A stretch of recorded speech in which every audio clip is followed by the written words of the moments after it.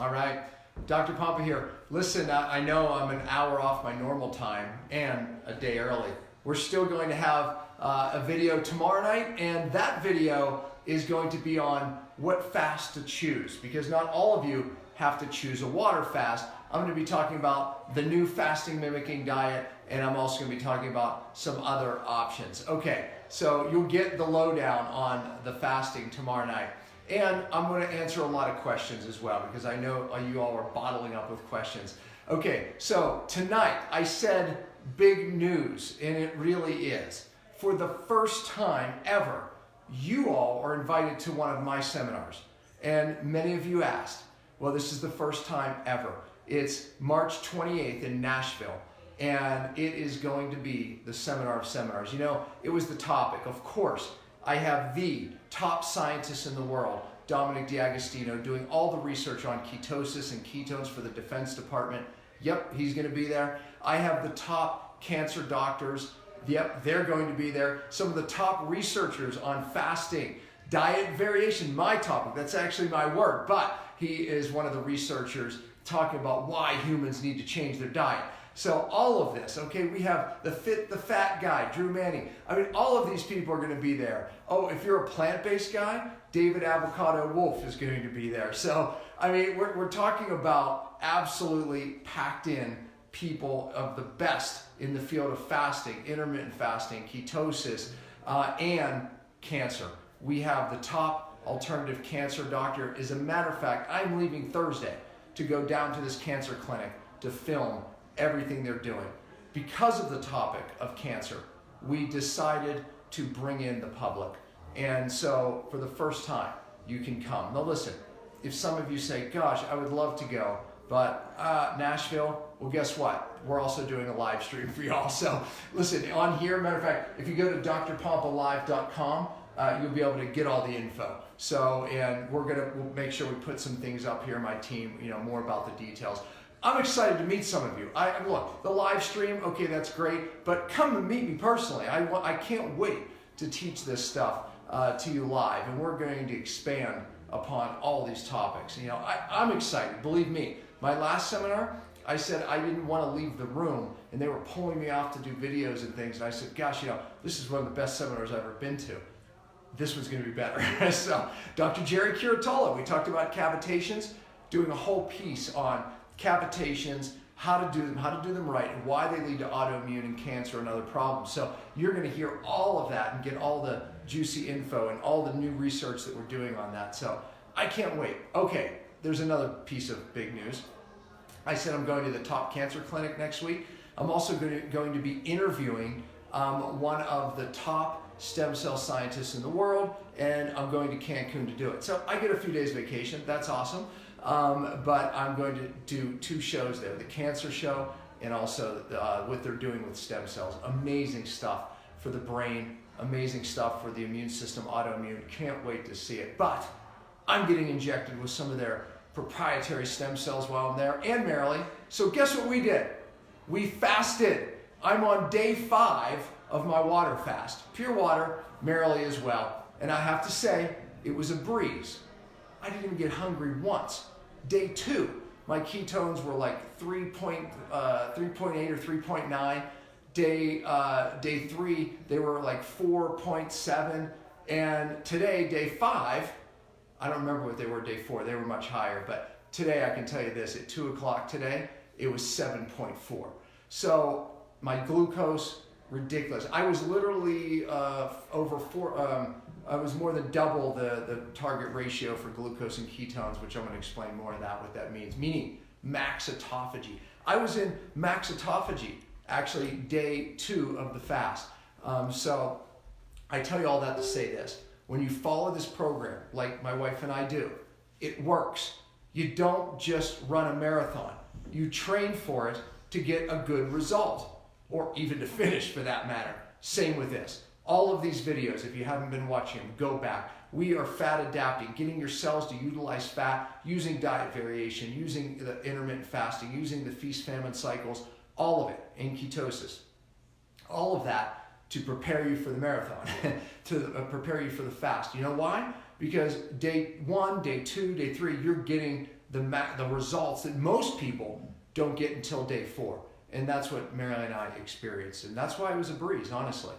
So again, the more you do this is something you do a lifetime. This is my 3rd fast, I think, this year. But, this year just started. I mean, in a year's time. But obviously in between that, I did many one-day fasts. And, 2-3 times a week, we eat just one meal, right? That's part of the feast-famine cycling. And again, if you didn't see that video, go back. It says diet variation right at the top title. But the bottom line is our bodies are designed for this. During this time, especially when you're producing these really high ketones, it's resetting your DNA, literally. It's turning off genes that were turned on. And stressors, no matter physical, chemical, emotional, turn on those bad genes. We are designed to go into these times of famine to reset the body. It resets the microbiome. It resets, the body will take energy, which I call energy diversion, and it will take that energy that it normally doesn't have because it's surviving, and it's using energy for all these other things of survival. When you're fasting, you have such an energy supply, a reserve, I should say, because it's not assimilating and digesting the food. It takes a ton of energy to do, and it takes that energy and drives it to things that you knew you need healed. I always sometimes get this kidney pain because when I was sick with mercury poisoning, my kidneys got trashed. This time, and normally I start getting that even like day 3. This time, I literally got a little bit of it this morning, and I'm like, oh, and then it went away. So showing me each fast, my kidneys keep healing. So, and last time I got knee pain, didn't get that this time. So all these things, and I got a little back pain this time, then it went away today. So again, that's healing that occurs. And we call it retracing, but I like to call it energy diversion.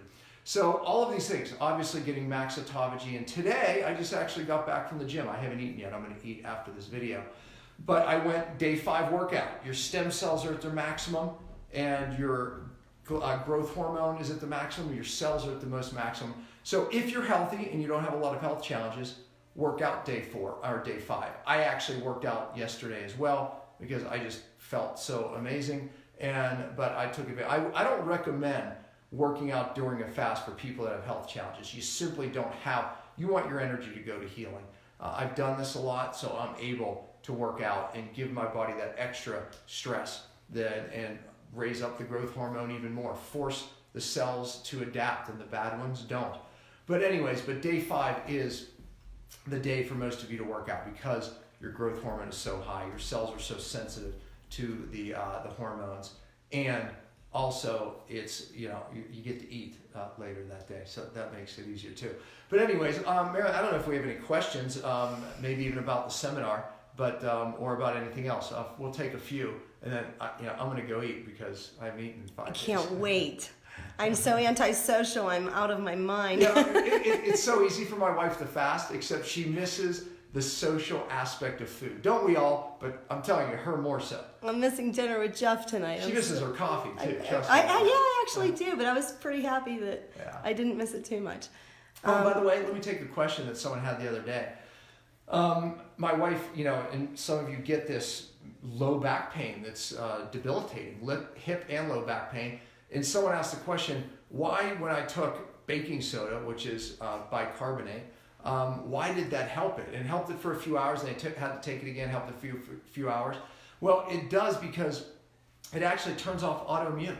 So it literally sends signals to your organs that have a certain type of cell and that drive autoimmunity. So there's these M1 cells and M2 cells, and it turns off these M1 cells that create this hyper overactive immunity, and it upregulates M2 cells, which actually have an anti-inflammatory effect. So bicarbonate, something so simple as baking soda, which is actually okay on the fast because it's like taking salt, like we say is okay, have some salt, it's fine.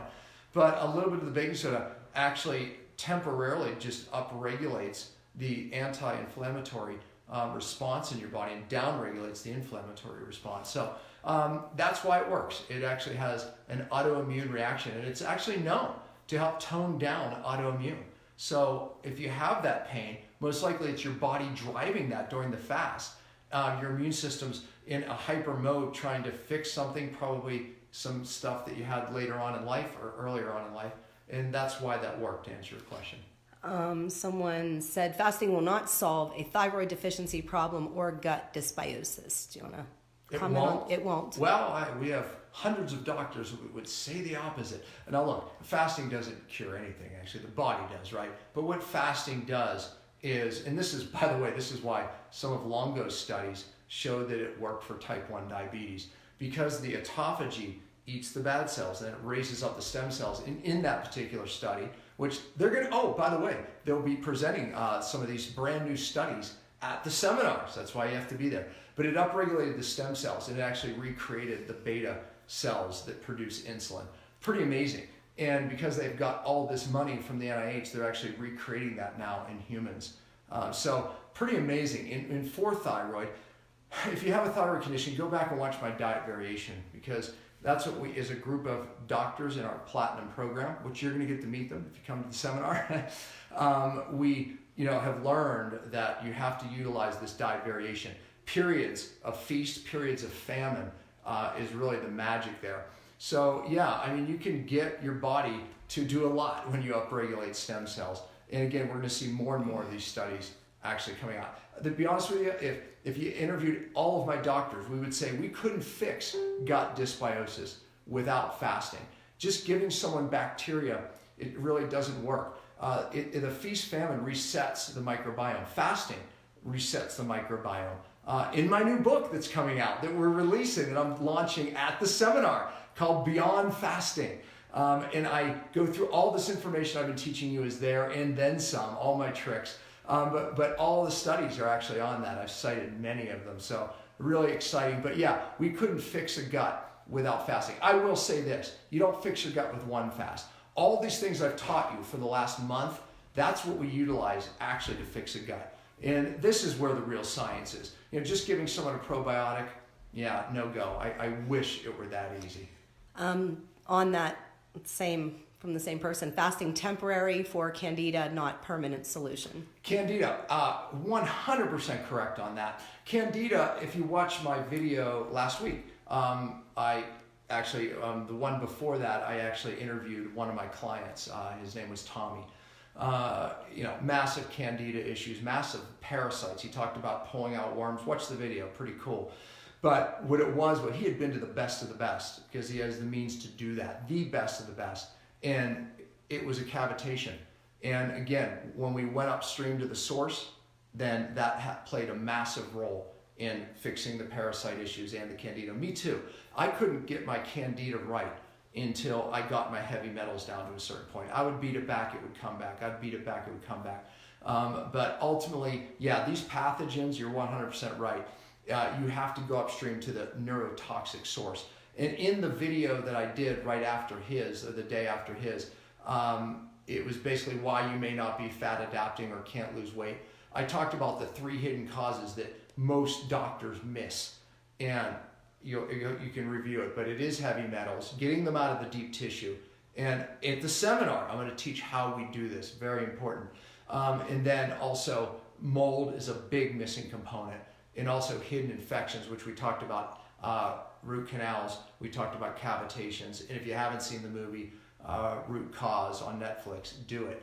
So that's what we're going to be talking about with Jerry, a lot of that at the seminar. So you're right, when you're dealing with parasites, pathogens of any sort, candida, you have to go upstream. So great question.